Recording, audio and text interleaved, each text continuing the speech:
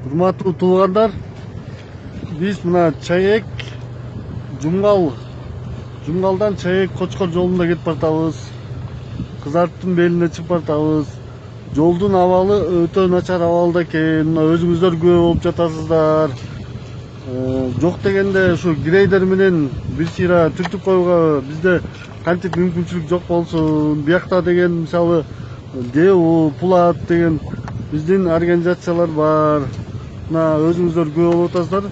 Машина айдаганга эч кандай мүмкүнчүлүк жок. Бүт баары яма экен.